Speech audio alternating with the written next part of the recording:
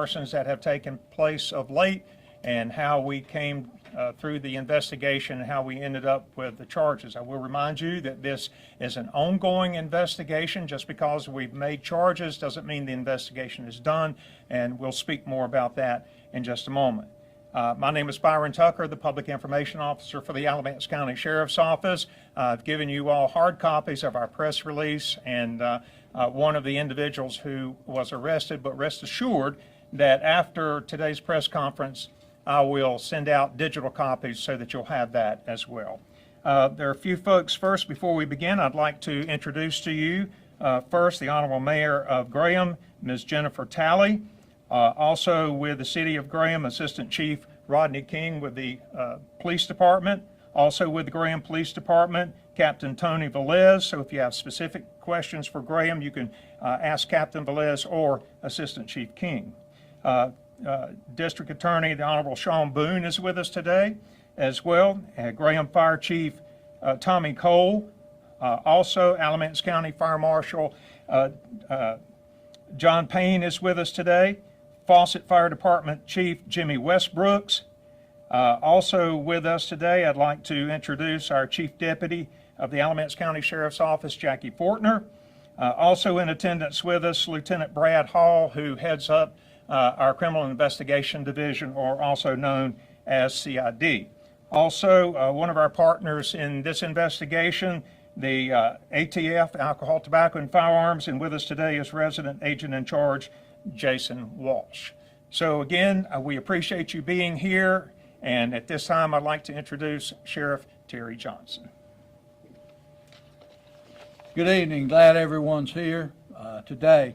There has been a few fires here in Alamance County over the last few weeks that we got involved in investigations in these fires.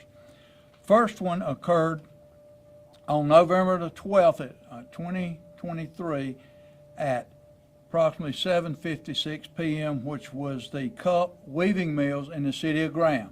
And I will leave those questions to the Graham officials as we move forward. But as a result of that fire, a short time later, actually 12:09 a.m., we had a house fire, a vacant house fire, in the Green Level area at 910 Blossom Lane. Fire was proven to be intentionally set. It was a vacant home. That spawned us to start looking at some of the fire cases. Well, shortly after that, the Carolina Mills, on November 25th, 2023, at approximately 5:39 a.m., there was a fire that happened there, which really made us think that we have an arsonist or someone that homeless or whatever is burning these particular buildings. We were able to develop a person of interest, which later turned out to be a suspect, which later was picked up, questioned, and admitted to the Cup fire and the house fire out in the Green Level area. That was Mr. Waylon Phillips, gentleman here. We have charged him with felony burning certain buildings and felony breaking and entering pertaining to that particular house. We also, in the early stages, charged him with the breaking and entering and the felony burning of the Cup Mills. We have yet to identify specifically any individual involved in the Carolina Mills fire in Hopedale, North Carolina. That investigation is still active.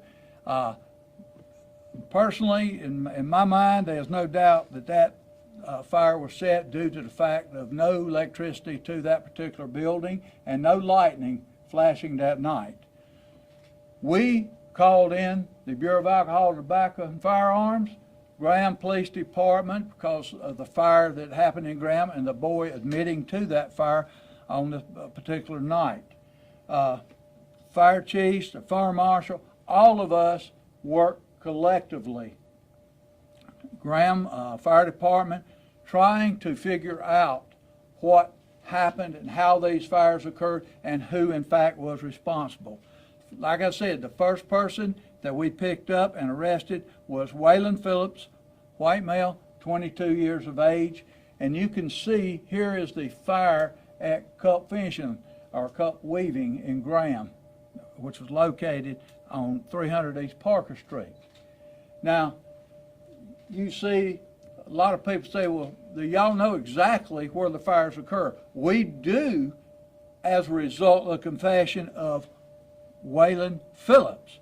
However, the sites are too dangerous to get into and try to search the area for the exact point. We were told by one of the suspects what the point of the starting of the fires was in both incidents. Right now, there are 3 juveniles, a 14-year-old that has been charged by the sheriff's office on a petition with felony burning buildings and felony breaking and entering. There's a 14-year-old charged with the same and a 15-year-old charged with the same. At this time, they are being held in custody in the Juvenile Detention Center here in North Carolina. At this time, we are continuing to work extensively on the Carolina Mills fire, and we're checking back. As a matter of fact, prior to coming in to this press conference today, I received a call from a gentleman, I'll not call his name, that told me 12 years ago that one of these individuals, which was the adult now, had set a fire out in the county which burned up about 2 acres of property, but nothing was ever told or done about it. The fire departments put those fires out. At this time, I would like to ask Graham Mayor to please come up and say a few words. I'm Jennifer Talley with the Mayor of Graham, and I just want to say how important these gentlemen are standing around me, not only in going out and canvassing and finding the individuals responsible for this damage, but also preventing additional fires from happening. It was very important that they arrest the people that are responsible so that we did not continue to have this. And I truly believe that additional fires would have been set had we not had the wonderful work that these individuals do day in and day out, and we appreciate them so much. We appreciate the public calling in, providing tips, being willing to speak with law enforcement so that we can get the right individuals in custody in order to prevent something catastrophic. We were very, very lucky. These were extremely dangerous fires. The risk to not just the general public, but also to our first responders is very concerning. It's very concerning that our young people look to be responsible for this, and posting things on social media, bragging about this kind of behavior is something that we just don't need in our community, and we as parents, as pillars of our community, we need to be making sure that there's consequences for people's actions. And this gentleman right here is very good at making sure that that happens. And we appreciate all the law enforcement that we've had here involved in this, the fire chief, all of your personnel, the hard, long hours that you guys have put into keeping our community safe. And we just appreciate you so much. Very heartfelt for all you do. Thank you, thank you, thank you from the community.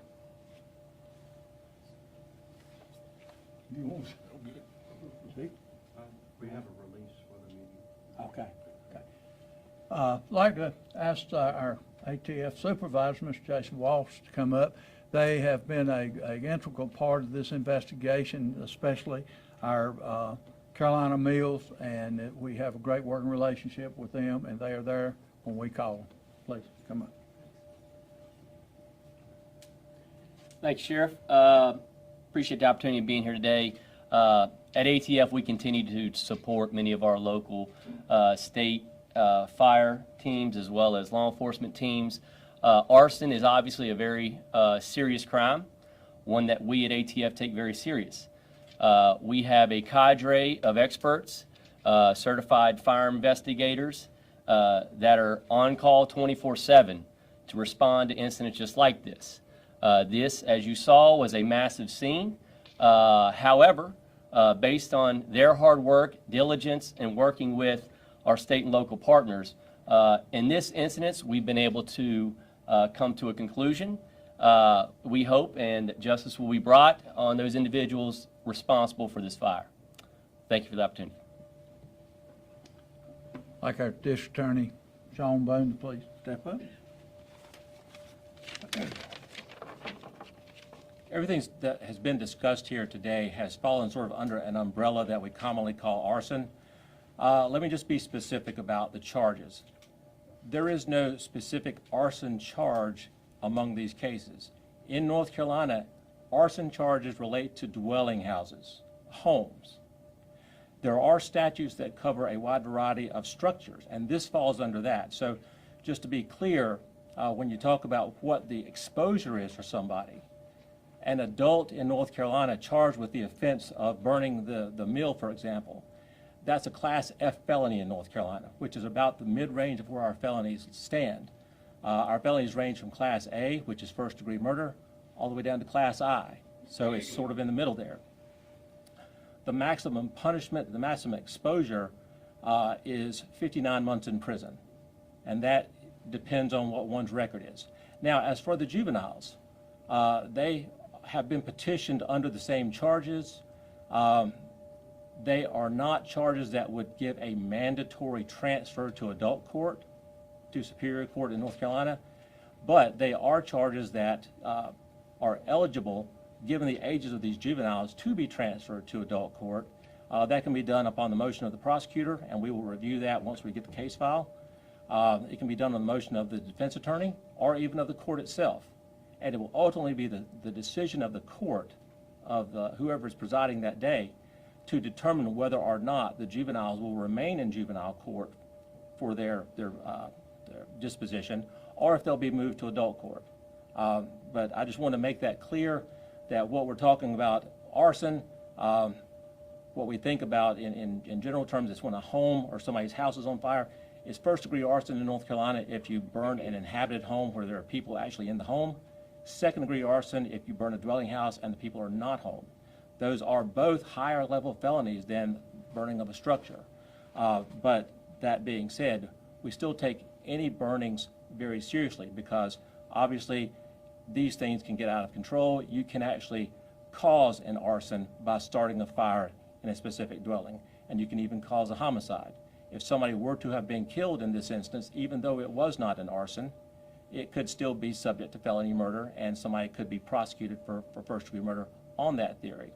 But we're just thankful at this time that there was no loss of life and no harm, and we will continue to monitor these cases and prosecute as the evidence will allow us. Thank you. Fire Marshal, would you like to come? How about Chief? No, sir. Chief, come on up. It's in your town, buddy. No, everything's been said, Sheriff. I believe needs to be said. I appreciate the opportunity. Let me say, I think we're very, very fortunate with the way these buildings, especially these mill buildings, were, that we didn't wind up losing a firefighter while they were trying to put the fires out. And certainly, we're going to continue to investigate the fire that occurred at Carolina Mill, and we're going to look at possibly some other past fires that maybe wasn't questionable at the time, to see, what possibly could have happened in those cases.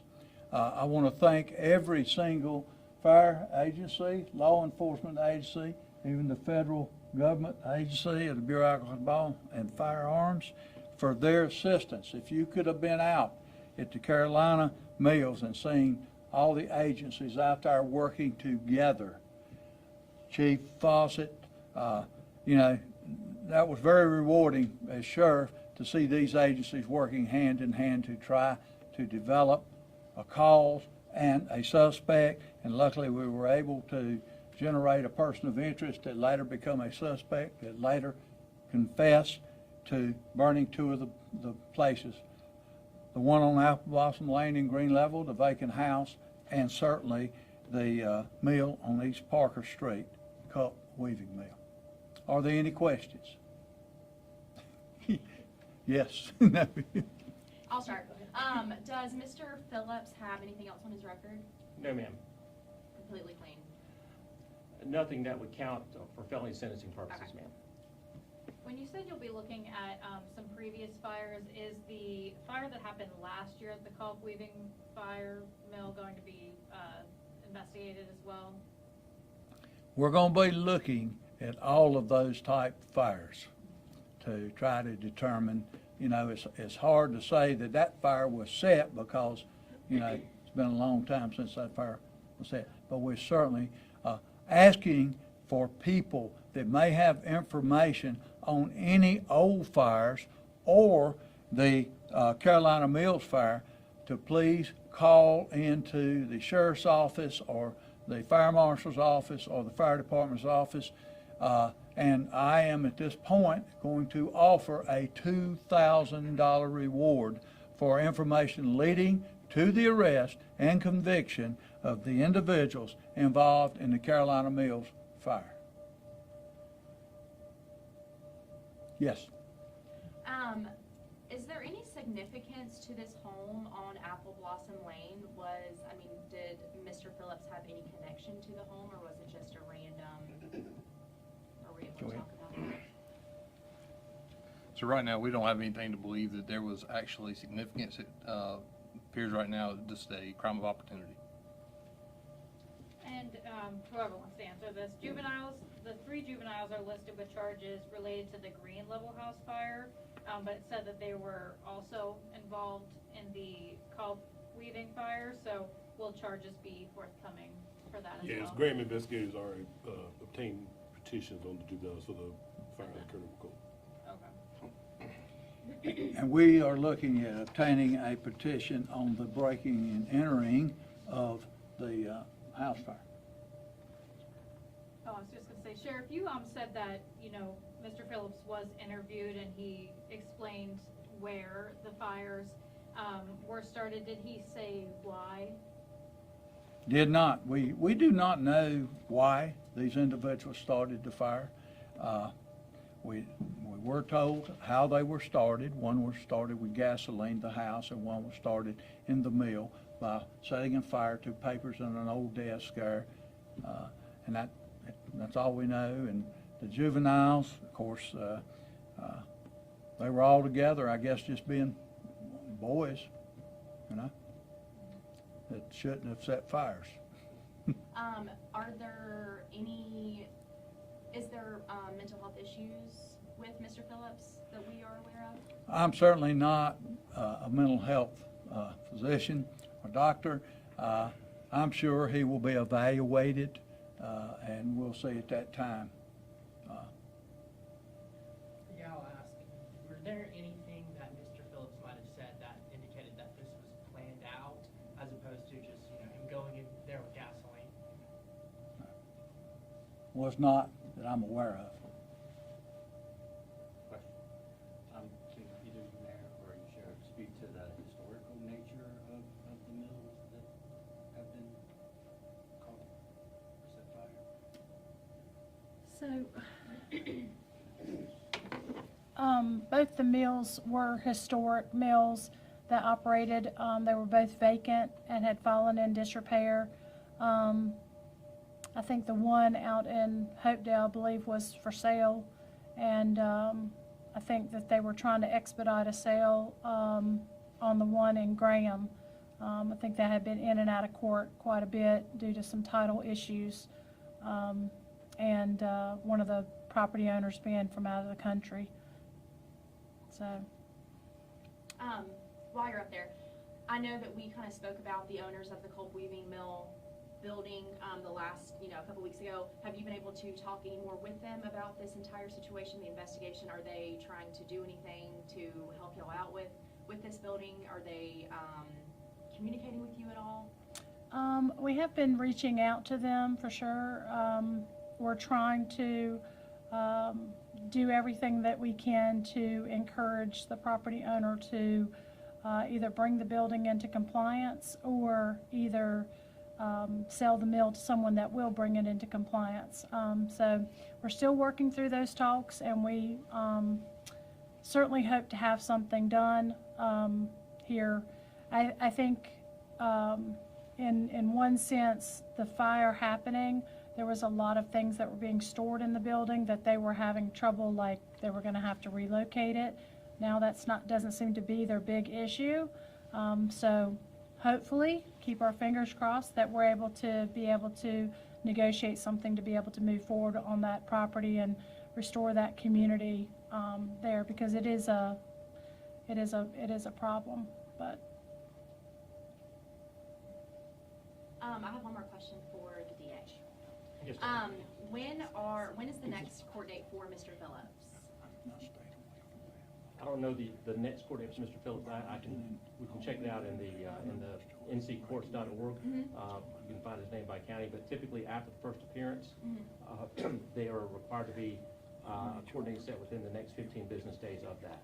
And then as far as the juveniles are concerned, I know that they have to go through the petitions, all of that that's involved with that. Are they under a bond, or do they have to go through this? They're not under a bond. It's sort of a parallel, separate system. The Okay. juvenile system is.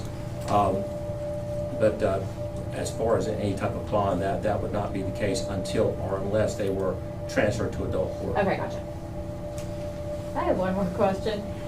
If somebody with the Graham Police Department could speak to this charge against Mr. Phillips, the 3 counts of contributing to the delinquency of a minor, was there any coercion to set these fires, or is that just the charge when an adult? That's just the applicable charge when you have an adult that's with children where they do something that they shouldn't be doing. All right, thank you. Is Phillips still in custody or is he out on bond? Phillips, it's, currently, I think his bond's been reduced, I learned just a little bit ago, to $100,000. Why was it reduced? That's the judges, I don't sit on the bench. Do you, I know that you're not the judge, I know that you can't tell me what the thought process is with that, but because he did not have a record, does that play into that? That is one thing that plays into it. What will happen and what happens in Alamance County due to the ACLU lawsuit of our bond policy is anybody that's in custody and comes for a first appearance meets with an attorney prior to that first appearance, who then goes into court and can advocate for the bond being lowered by the judge.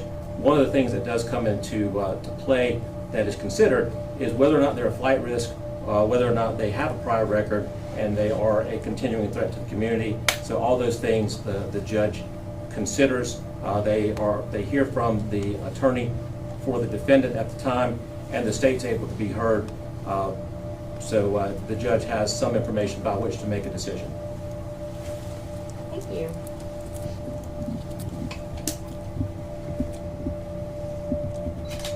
What's his first appearance today? Mr. Phillips' first appearance today would have been on the new contributing to the delinquency of a minor charge. The felonies have already been in court on a first appearance. Oh, gotcha.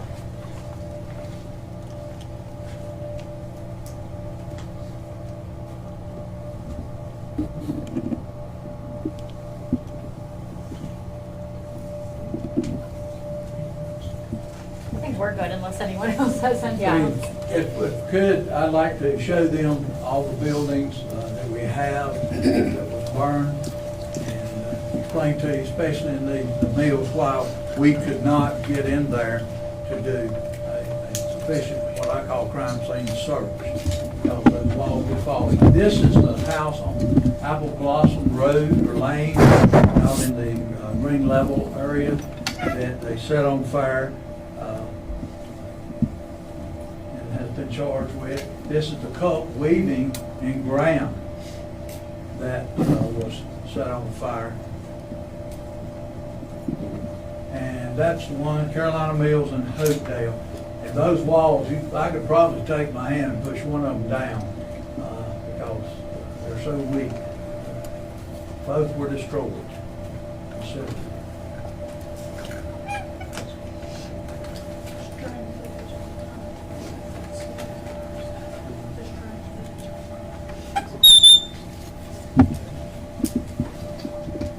You can get a lot of information online about the fires. They have some we have some people that have drones in the public that have gone out and filmed that, and they're excellent. They're very high quality videos of that. And, these individuals that are charged,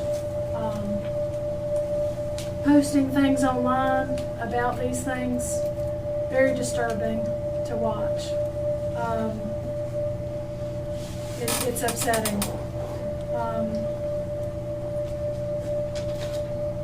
Tells you a lot to watch a video in their own words.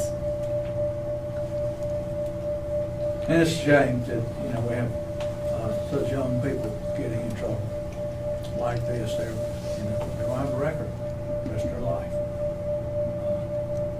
But we cannot tolerate it. We're going to enforce the law here in Alamance County. And we're going to work hard to continue to make these type cases. And if we do, there'll be other people charged if we find other people involved, and if it, whatever. We'll look into the fires and do everything we possibly can to figure out what happened